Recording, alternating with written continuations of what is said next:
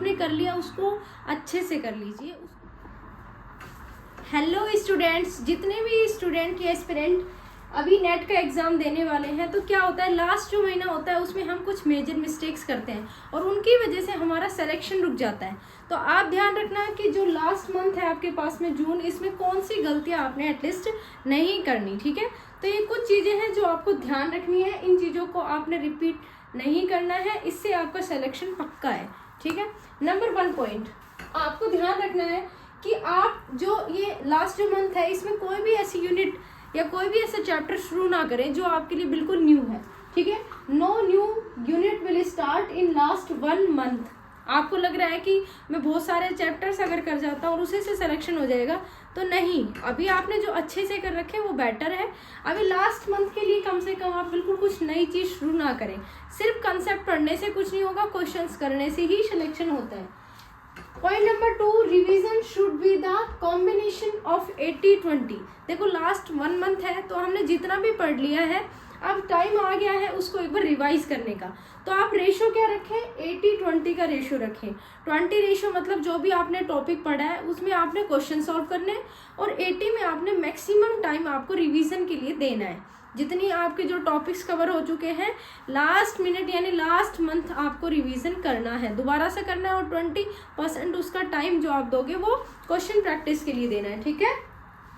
Point number 3, जो आपकी study hours हैं उनको अभी बढ़ाना पड़ेगा, ठीक है। पॉसिबिलिटी जितनी मैक्सिमम रख सकते हो उतनी आप रखिए, बट मैं ये कह सकती हूँ अगर आप कोशिश करो कम से कम 12 से 13 घंटा आप पढ़ो, ठीक है। लास्ट 1 महीने में आपको इतनी अप्रोच करनी है, 12 से 13 घंटे आपकी पढ़ाई होनी चाहिए, ठीक है। अभी विचार भी आएंगे बहुत, मतलब ऐसा आएगा कि गर्मियों का टाइम है तो मन भटकेगा, लेकिन हमेशा ध्यान रखना सिलेक्शन उसी का होगा जो इस टाइम भी नहीं भटकेगा। तो आप देख लीजिए आपका सिलेक्शन आप खुद करने के लिए जिम्मेदार हो, ठीक है। नेक्स्ट पॉइंट है अवॉइड ओवरलोड ऑफ कंसेप्ट्स, ठीक है। लास्ट मंथ में जैसे फर्स्ट वाले पॉइंट से रिलेट करूंगी, हम क्या करते हैं ये यूनिट भी कर लेते हैं, ये भी कर लेते हैं, ये भी कर लेते हैं, उससे ओवरलोडिंग हो जाती है, कंसेप्ट बहुत ज़्यादा हो जाते हैं, क्लैरिफिकेशन कुछ नहीं होता। तो ध्यान रखना इस बात को कि आप चाहे कितने भी टॉपिक्स बार बार में सिर्फ बुक से या नोटबुक से जिससे भी आप या फिर नोट से रिपीट कर रहे हो उससे कुछ नहीं होगा, आपको ओवरलोड नहीं करना है, ठीक है। बस जो आपने कर लिया उसको अच्छे से कर लीजिए, उसको आप 100% दीजिए। कंसेप्ट्स का ओवरलोडिंग आपके माइंड में नहीं होना चाहिए।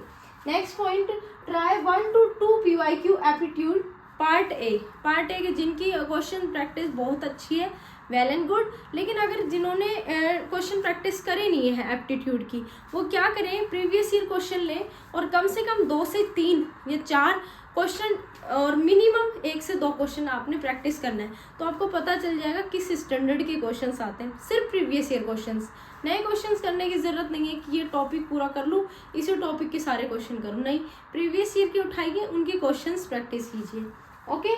Next is don't avoid the most important topic, जो भी स्कोरिंग पार्ट होता है। जैसे मैं केमिस्ट्री की बात करूं तो केमिस्ट्री में इनऑर्गेनिक को सपोज करो मैं कोऑर्डिनेशन केमिस्ट्री का नाम ले रही हूँ या ऑर्गेनोमेटेलिक केमिस्ट्री का नाम ले रही हूँ, तो ऐसे टॉपिक जो आप लोगों को पता है हर साल यहाँ से क्वेश्चन ज़्यादा बन रहे हैं, तो वो पार्ट बिल्कुल लास्ट टाइम अवॉइड नहीं करें कि ये तो अवॉइड कर देते हैं, और जो अनइम्पोर्टेंट है ये हमारा हुआ नहीं था उस टाइम, तो जून में इसको भी देख के चले जाते हैं। सिर्फ देखने से नहीं होगा, हाँ आपको ये लग रहा है कि ये मेरा हो चुका है और कुछ घंटे, मैं ये नहीं कहूँगी कुछ दिन आप उनको दो, कुछ घंटे में नए टॉपिक के लिए दे सकता हूँ। अगर आप कर सकते हो तो ही नए टॉपिक की तरफ आप बढ़ना है, नहीं तो नहीं। स्कोरिंग पार्ट को बिल्कुल नहीं छोड़ना है, जो इम्पोर्टेंट टॉपिक्स हैं जो स्कोर करवाते हैं उनको बिल्कुल नहीं छोड़ना है, उनका रिवीजन करिए, उनके क्वेश्चंस लगा करके अच्छे से देखिए, ठीक है।